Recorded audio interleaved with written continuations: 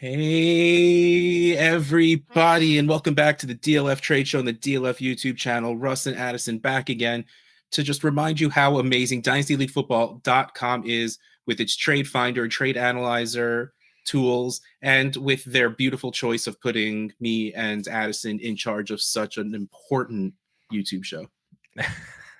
I don't know if that was a smart decision or not, but we've been going strong for it's been like 3 years now. I feel like it's been like 6 or 7. I don't know if it's a good thing or a bad thing. Like, time with you slows down. I know they say, time flies when you're having fun, but just feels like forever with you. It feels like I don't remember a time where we didn't do this.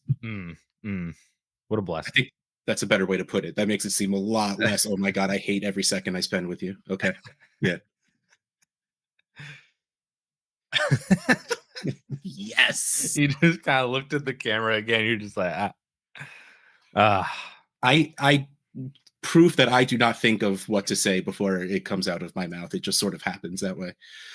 All right. So this was a little bit of a nice change for things where we came in our usual, you got any ideas?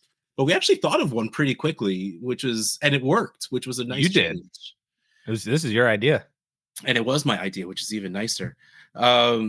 So if you're like me and you don't like trade deadlines, and if you're like me and you moved on in like 99% of your playoff runs, I got knocked out in one playoff. And it's like the one league I don't run. We lost in the listener league. Oh, yeah, we lost in the listener. Okay, so never mind, too. Macked. Yeah, we did. It's probably why I pushed it out of my memory. Yeah. So never mind. I got knocked out of 2. One of them, we won last year, so we were being nice and letting someone else win this year. Exactly. That's what we're doing. All right, so one that I do run, that evens it out, so I feel fine at this point.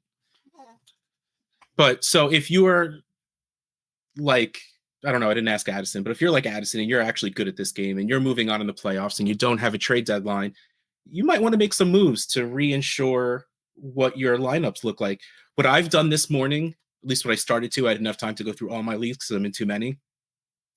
If I moved on, what I'll do is I'll go look at the 2 teams that lost and see if they have a player that, their fantasy value is worth more than their dynasty value. The players like the old running backs and wide receivers, the quarterbacks that are playing outside of what you think their norms are, like they're just overproducing, or I guess we'll get to the list of players because that's what we're here about. We're here to talk about the players you should buy if you're still in the playoffs and clearly you don't have a trade deadline.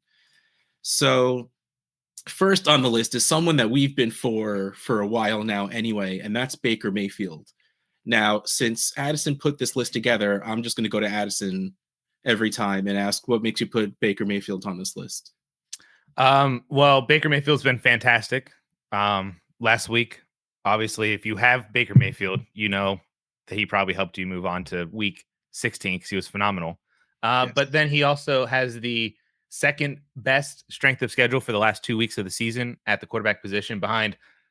For some reason, we have to just give Josh Allen the best possible schedule for quarterbacks. Why he needs it, no idea. But number 2 is Baker Mayfield. At least he gets, he's going to Dallas this week. So even though he'll be on the road, he'll be at least be in a dome. So that's helpful in the winter season. And then he gets the Panthers at home for week 17. So nice and easy. Yep. Oh man, those 2 like 30+ yard touchdowns to Mike Evans. And he needs what, 250 yards to hit 1,000? He's going to get there. Like, Baker's going to be chucking the ball, whether they're winning by 3 scores or not.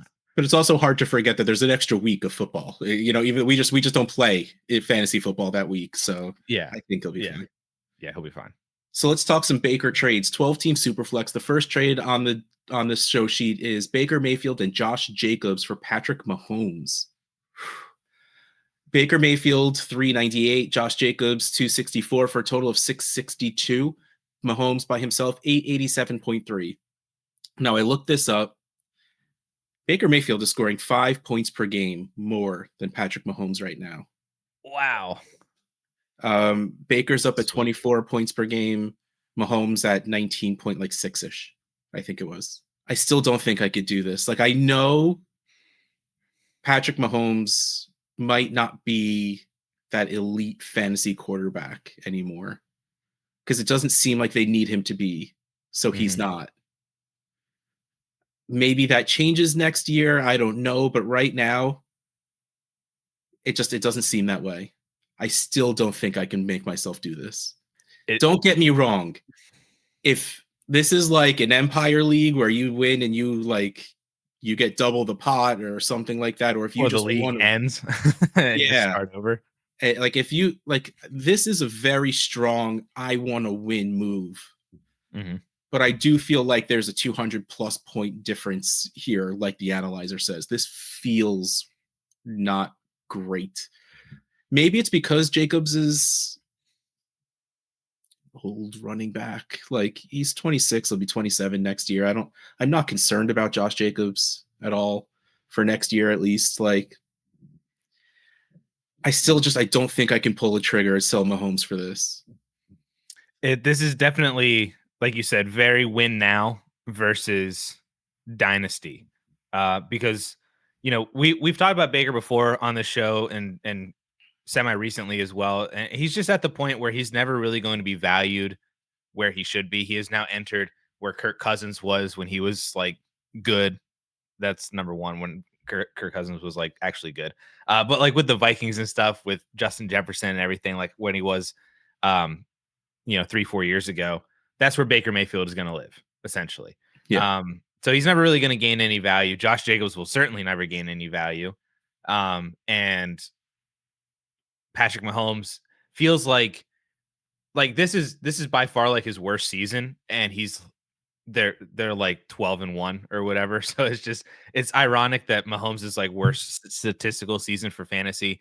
The Chiefs are still set up with the first round bye, number 1 seed, probably going to make it to the Super Bowl again. And he's still points per game. He's points per game QB 12. He's not bad. He's producing as a QB1 still on a points per game basis without his number 1 wide receiver option for the vast majority of the year, and his real number 1 option, Travis Kelce, being kind of up and down throughout the year. Yeah. So it feels like a good time to buy Patrick Mahomes. This is certainly one of those trades where I think if you were eliminated from playoffs and a team is coming to you looking for your win now assets, I think I would do this trade for Patrick Mahomes. I really don't know if I would do this on the other side. Like if you moved on, but Mahomes is now injured, he's week to week. Will he even play at all during the regular season, or are they just going to save him for, mid-January now at this point? So you feel like you lost your QB1 or your QB2. I don't know if I would do this trade. I would think about it for a good long while. I'd probably see if I could add something else. Because I'd imagine if this team, if they got booted and they had Baker and Josh Jacobs, they probably have another good like win now asset, whether that's a good, another extra tight end or an extra wide receiver. Like I was going to say like Calvin Ridley or Cortland Sutton or somebody like that. Like I try to see if I can get that third win now piece attached onto it. Cause then I feel like at least I'd have. See, it's funny. My brain went a different direction. I would want a third piece that's a good dynasty move. I would want like a second, third year wide receiver who's not a wide receiver 1 by any stretch of the imagination. The one we always said, what about just adding Jerry Jeudy? Like that. We don't like the sad thing was we pivoted from Jeudy to Jaden Reed, and now Jaden Reed is doing what he's doing. So I don't really want to use him anymore. Tank Dell. He's also not doing great right now either, but yeah, that might be the reason why the other person is kind of more acceptable of moving off of him. Yeah, but exactly. Something like that. A young player you believe in that's not necessarily producing at the top of their potential. I like it. I'm on board with that. Speaking of, I just realized I named someone who's in this next trade. The next trade we have, still 12-team Superflexes, Devon Achane and Baker Mayfield for Kyler Murray and Jaden Reed. Devon Achane, 586, Baker Mayfield, 398 for a total of 983. Kyler Murray, 705, Jaden Reed, 310 for a total of 1014. Kyler Murray also scoring 19 points per game, but 19.1.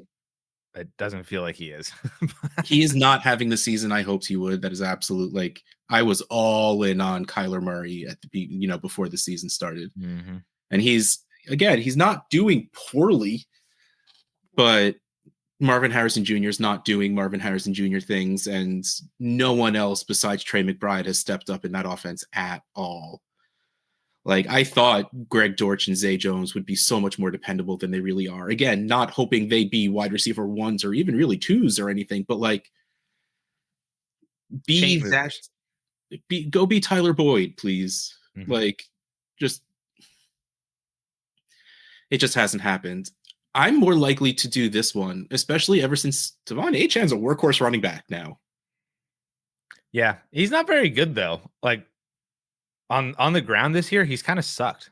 He's making a lot of his fantasy value through receiving and scoring, which I mean, it's working. But like, it is. I've seen a couple people bring up the fact of like, does Miami dip into the running back class this year, because of trying to find a more like thumper kind of, their David Montgomery to Achane's Jahmyr Gibbs. It's been speculated. It would be the smart thing to do.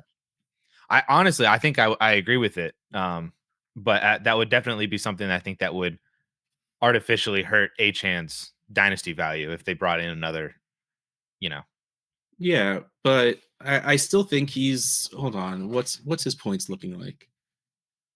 Oh, he's phenomenal. I have the running backs pulled up right now. He's RB7 with averaging 17.5 points per game. So it's RB8 in points per game, I think, when you include him. Yeah, RB8. Yeah, I'm down. This is something I would do. I would do this. I would do this trade for Baker Mayfield, and I would probably do this trade the other way around. Also, I think I just like this trade. I know that Jaden Reed's not really having anything of a season like we hoped he would as well, but I do still really like the player, and I think the ceiling is clearly on Kyler Murray's side when we talk about the ceilings of Kyler Murray and Baker Mayfield, but the medians of the two of them are very, very close to each other. And as we see, Baker's ceiling is better than Kyler's meh. Right. So I think if I'm a competing team and someone sends me this offer, I think I take it. It would hurt my soul, but I do also love Baker. But losing Kyler would make me sad. Yeah, I would also take this deal if it was offered to me as a contender, and I'm still, trying to move forward. I would love to get. I would hate to lose Kyler Murray, the dynasty player, but I would love to get off of Kyler Murray, the 2024 player. That roller coaster has been not a fun ride to be on whatsoever. And just moving over to Baker Mayfield, I think would be a lot more stable for the next 2 weeks, I should say. And I will say though, for Kyler Murray, like when you look at his rest of season schedule, like he is, where is he? 1, 2, 3, 4, 5, 6, 7, 8, 9, 10th. He is the 10th best remaining schedule. He gets Carolina this week. Baker gets Carolina next week. And then the Rams in week 17. So Kyler's not a horrible option in terms of scheduling, at least. It's just which Kyler Murray do we get? But I love this trade, and this is one of the biggest reasons I think why I'm in favor of not having a deadline is because you can have trades like this still occur during weeks 16 and 17. It doesn't need to, like, I feel like everybody's just like, oh, I don't want to have a trade deadline because I don't want to have those stupid, like, nobody should be able to trade their first round pick for Aaron Jones right now or something like that and kind of like ruin the league or something. And I'm like, but at the same time, then you get trades like this where now is like the only time that a trade like this might actually occur and both teams benefit wildly from it.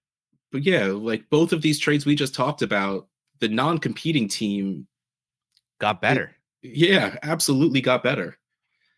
So, I mean, I'm not going to, we know my feelings on trade deadlines. I'm not going to get into it, but. Yep. All right, let's see who the next player is. The next player is the one player I did suggest, and that's Davante Adams. Honestly, I don't care what Davante Adams' schedule is, even. He's really good. And the Rodgers-Adams connection is back. Really good. They get the Rams this week and then the Bills in week 17. Who the Bills were good at the beginning of the year, but I think that they have no less than about 15 defensive injuries right now. So they And have been rough. not to mention Josh Allen putting up 5 touchdowns a game. The other team's going to have to keep throwing. There's that as well. Uh, Yep. So yeah, that we don't really need to defend Davante Adams being on this list that much. So let's just get into the deals. 12-team Superflex. Davante Adams, James Conner, and a late second for Brandon Ayuk. Davante Adams 144, James Conner 119, 25 second 102 for a total of 365. Brandon Ayuk by himself 302.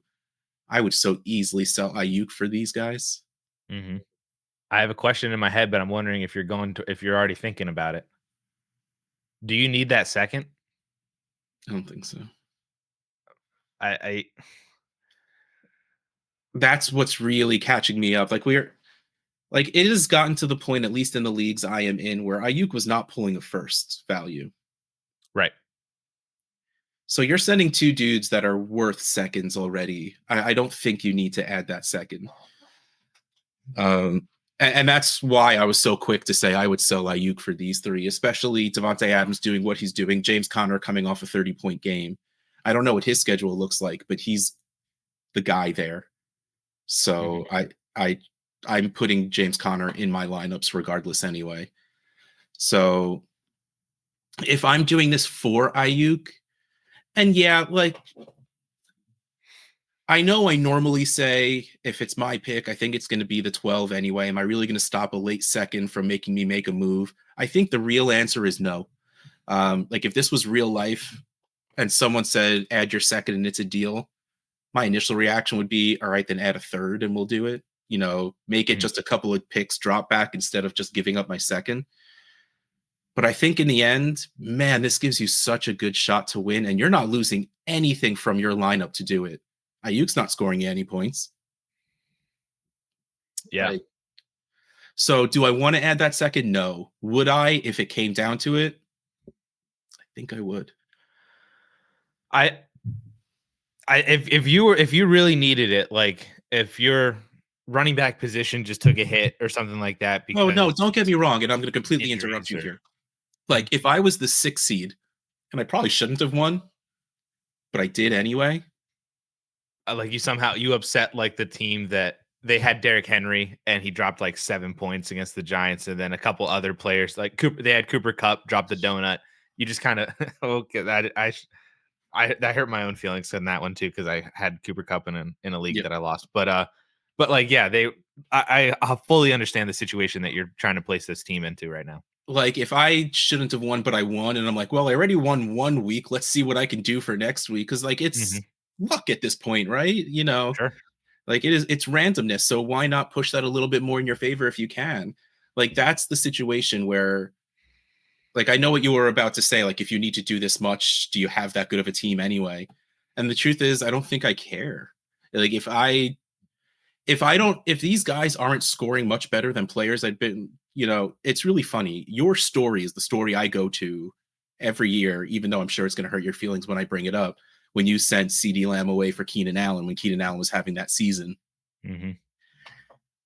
Like if you're replacing for like 2-3 points a game, it's not really worth it. But especially with that much dynasty value. Yeah, especially with that dynasty value gap. But here, if you're not your Davante Adams and James Conner are most likely better than your 9th and 10th best starting player. Yes. So, like, to me, like, we're probably talking elevating your score by maybe 7 points a game. And if that's the case, that super feels worth it.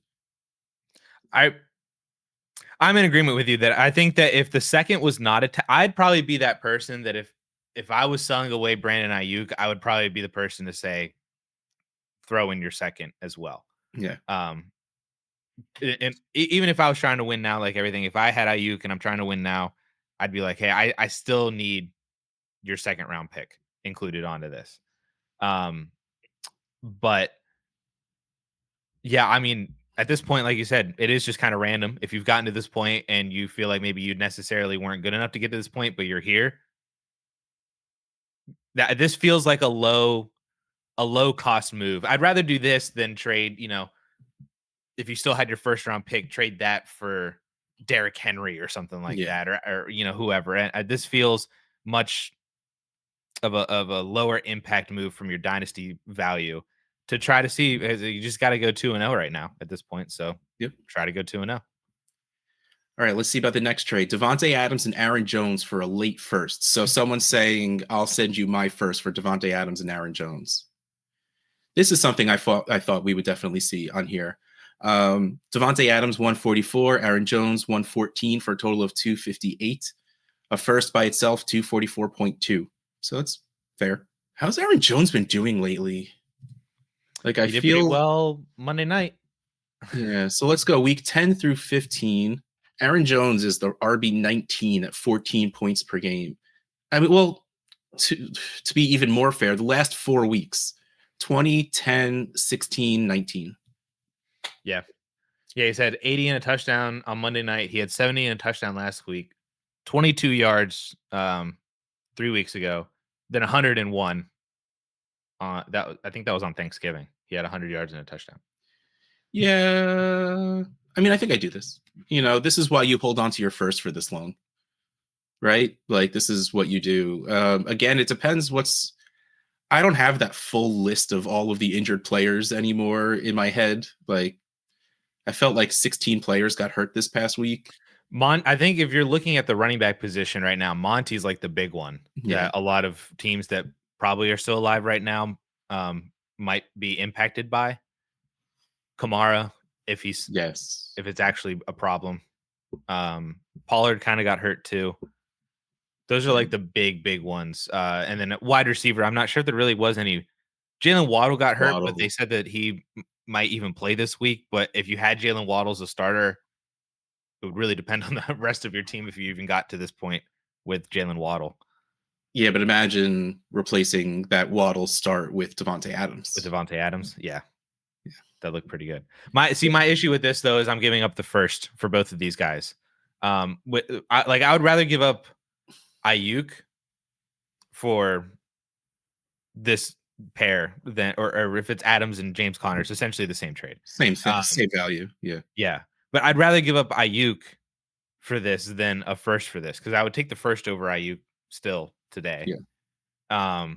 Just for the extra flexibility and liquidity going into the offseason.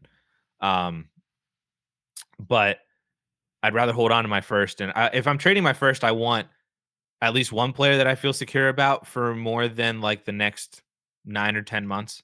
Because the offseason could be really bad to Davante Adams. Like he himself could be if he were to stay on the Jets, Rodgers might not be on the team. New coaching staff, who knows what that what could come in. I mean, ideally, I'd like to think that it would be better than what they had and what they have currently. But if there's no Rodgers there, I don't know what that means, even with the quarterback situation. So that's if he's on the Jets. If he's not on the Jets, where does he go? Does he go and be like a Keenan Allen kind of guy where he just goes and signs to be the wide receiver to try to be like a win now team? Like I don't know. It could be a weird offseason for Adams. And Aaron Jones is a free agent too. Who knows where he ends up? He could get Melvin Gordon or something like that, or just Zeked or Dalvin Cooked, essentially, where it's just like that one works. I love it because cooked. Yes. Cooked. And the Vikings as well. Yeah, but like this, the offseason could be rough to both these guys to where even in 4 months when that pick is starting to mature into an actual player, like Adams and Aaron Jones could be in completely different situations than what you're looking at right now, just for the 2 weeks that you're getting production out of them. Yeah, I don't think that bothers me as much as it bothers you. It bothers me more. I think that you could do something better with the first. I think in terms of longevity, I think that there are options. Yes. Even if you have to add to the first round pick, if you have to add one of your players to get somebody better or another pick to get somebody better, I just think that there's wiser things to do with a first round pick. All right, well, let's see if any of these next trades have first round picks in them. The next player we are talking about is Jonathan Taylor. Why don't you drop a little knowledge on why Jonathan Taylor's on the list? So this is from a kind of just like an anecdotal standpoint, I just feel like now might be a solid time to buy Jonathan Taylor because his value just seems a little depressed. Because it's just like I don't know. I feel like whenever people say the name Jonathan Taylor, there's not really a whole lot of like confidence in that name anymore. Um, but the production is still like solidly there. And had he held onto the ball for an extra yard last week, his fantasy production would have been a lot better last week. And he has the second best running back strength of schedule for the last 2 weeks. He gets the Titans at home this week, and then he goes and plays the Giants in week 17, who did just hold Derrick Henry to like 70 rushing yards. But I think if I don't think Anthony Richardson's going to throw for 5 touchdowns. Yeah, that's a Lamar thing. What if I told you that right from week 10 till now, Jonathan Taylor is the RB 30 in points per game? Wow.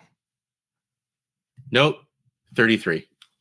Oh, I was waiting for you to be like, oh no, I screwed up. He's like 21. No, he's 33. Good. 10.42 points per game. Yeah, that's pretty rough. But again, like he had 17 points the week before the bye. And then had he held on to the ball for an extra yard last week, he would have had 16 points last week. Yeah. So no, don't get me wrong. I'm a big Jonathan Taylor fan. I think, unfortunately, Anthony Richardson is bad enough that it's trickling down. But let's look at the trades and see how we feel about it. 12-team Superflex. Amon-Ra St. Brown and Jonathan Taylor for Malik Neighbors and Tank Dell. I was not ready for that level of wide receivers to be involved in this. Wow. ARSB coming in at 822. Jonathan Taylor, 457 for a total of 1279. Malik Neighbors, 775. Tank Dell, 247 for a total of 1022. This is the ARSB side for me pretty easily. Easily. Well, I should say this is the Jonathan Taylor side for me pretty easily. Easily. I mean, there is a 4-year age difference between St. Brown and Malik Neighbors. St. Brown being 25, Neighbors being 21. But even if I'm on a full rebuild, I don't care. Like that's no.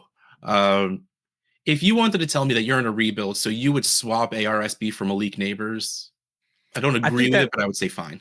I think that's essentially what had to happen here. That was the thought process that went into this. Was this team? It's a competing and a rebuilding team on both sides of this, and the rebuilding team saw a 4-year age down from Amon-Ra to Neighbors, and they saw a move from a 25-year-old running back to a 25-year-old wide receiver who has upside and maybe returns to close to the form that he was at as a rookie in 2025, maybe without Stephon Diggs for the entire year. Another year removed from the broken ankle that he had. Plus, he got shot in the offseason. So, Tank Dell's the epitome of upside versus JT, who's just JT now at this point, and a 4-year age down from Amon-Ra to Malik Neighbors. I don't think you're wrong on whichever wide receiver you want because they're both so good. But to me, it's pretty easily Jonathan Taylor over Tank Dell. So, yeah, Jonathan Taylor side. Easily. Next, we have Jonathan Taylor for Christian McCaffrey and 2 late 25 seconds. Jonathan Taylor, 457. Christian McCaffrey, 410. The late seconds are worth 102 each for a total of 615. What's McCaffrey worth right now, man? Like, I don't think you're getting a first for him. So this really feels like... I'd pay a first for CMC. Would you? Late first. Let me like, I need to... I would pay.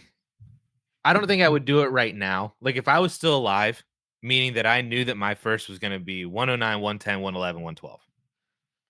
I would pay that first round pick for CMC, but I probably wouldn't do it until after the season. But check this out. So the 2 picks themselves are worth 204 total. Well, 2 picks, the 225 seconds that are late are worth 102 each. So that's 204. A late first is 244. So that's 448.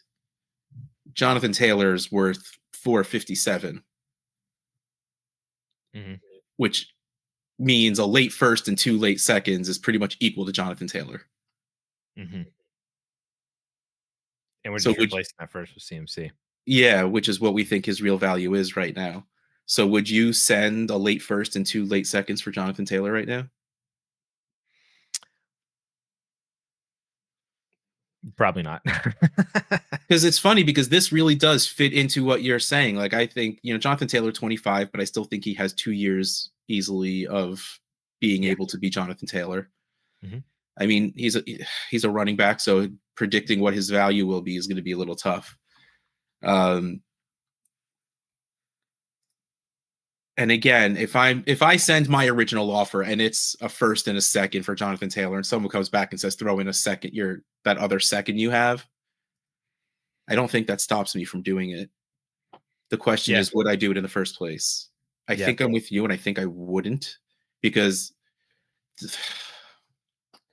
the bad thing about talking running back trades is with me is the answer is I would always rather just send a second for James Conner. Yeah. Or Najee or Aaron Jones or Yeah, that. Yeah, there's too many. yeah. So if you're a Jonathan Taylor fan, I get it, and I think it's fine sending a late first, and a first and a second to me is probably fine. In which case, adding another second at the end of it just to get the deal done. Again, ask for them to throw a third if you can, but if not, whatever. It's fine. I think the value is fine. I think if you're rebuilding, you love getting a first and 2 seconds for Jonathan Taylor. 100%. And I don't think I completely hate sending away a late first and 2 late seconds for Jonathan Taylor if I really, really wanted him on my team. Yeah, I think that's a good summation of this trade. I included this trade into here because I think it shows the high value of Jonathan Taylor, that I Yes. do think that his value is suppressed enough. Like I would take JT over Tank Dell, right? Like Yes. that. So that's where that difference was in the first trade. Now we're talking like, and I would take a first over Tank Dell as well. So that's Yes. where I feel like the A over B and B over C kind of equation lines up here. Um, so I think I'm okay with sending a first and 2 seconds for JT. I probably would love to hold on to both my seconds and just send a first for Jonathan Taylor.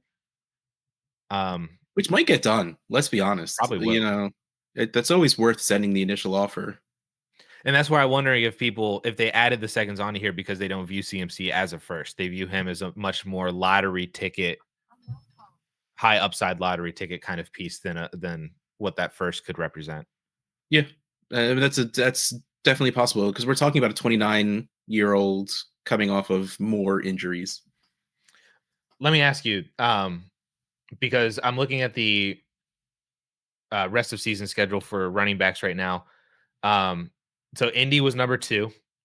Buffalo is number 6. Would you pay this for James Cook? Just not a James Cook guy. I feel like they're in very similar-ish kind of, not similar situations, but they just feel like similar running backs to where like James Cook could be, he was really good against Buffalo because he scores. But then there's games where he just completely disappears off the map and Josh Allen rushes for 2 touchdowns anyway. And those were the only 2 touchdowns they scored. Then he threw another one to Knox or Shakir Yeah. or Coleman or somebody. I mean, James Cook, RB 11 in points per game over the past 5 weeks with 17. And it's really funny because 15, 20, 19, 5, 26. like you said. And 2 weeks ago was when Josh Allen ran for 2 touchdowns because he took them away from James Cook, and James Cook only scored 5 points, which is part of the reasons I'm not to say that I think James Cook is bad. Clearly he's not, but Josh Allen is the RB1 on that team. Yes. Still. Yes. The other one on here, Green Bay has the 10th easiest schedule for the remainder of the year. Would you pay this for Josh Jacobs? No, only because I don't think you have to. Okay. But I would love getting my easy. hands on Josh Jacobs, who is, by the way, RB1 over the past 5 weeks. Yeah. because he hasn't scored less than 20 fantasy points. 23, 29, 22, 25, 22. And then the last one, a very median one. Seattle has the 14th, is ranked 14th. If you can tell me Kenneth Walker is out the rest of this season and Zach Charbonnet has the job, I'm not paying a first for him, but I would go after Zach Charbonnet. What if I told you that Walker is fully back and healthy, plays the next 2 weeks? Would you pay this for Kenneth Walker, the I CMC am second not a Kenneth generation? Walker fan, so you're not gonna get a good answer out of me on that one. It's interesting how the strength of schedule is kind of lined up because I'm looking at keep trade cut right now. Kenneth Walker RB7, Bucky's RB8. I don't know where Tampa Bay was in there. James Cook RB9, Jonathan Taylor RB10, Josh Jacobs RB11. So that is the range of players that you could potentially be buying with a first round pick or a first plus. Chase Yeah. Brown's in there too. I don't think I would pay a first for Chase Brown. I don't know where Chase Brown right now. I mean, he's phenomenal. Since he's like 20th in strength of schedule. Yeah, but he's also the RB2 in the past 5 weeks. Yeah. Tampa Bay is 1, 2, 3, 4, 5, 6, 7, 8th. So, but Bucky's he's had a couple injuries over the past couple weeks. I don't know if I would pay a first for Bucky for the dynasty value of it. Yes. But I don't know if he's dealing with these injuries, I don't know how helpful he might be for the next 2 weeks, if that's what you're looking at. And then plus the long-termness. Hold on, let me scroll. Let me just be sure. Sometimes you throw a little extra down there. Nope. That is it. Well, hopefully we helped you further on in your playoff battles, or on the other way around. If you did get knocked out, go look to see what those teams that beat you and the other team that advanced to the playoffs. See if you can sell off some of these Derrick Henrys and Jonathan Taylors and Aaron Joneses. If there's no trade deadline, then your season's still going, even if you're not in the playoffs anymore. So pay attention. Always try and make your team better. That's the point of not having a trade deadline. Yeah, I have a team in the one of my leagues that doesn't have a trade deadline. They lost last week, and they just had a massive yard sale over the past 2 days. They've sold literally half their team to teams that are still in it. So do it up. Do it up. That is how we're going to end the DLF trade show on the DLF YouTube channel. Russ Fisher, Dynasty Outhouse, Addison A's at _. We'll catch you next time.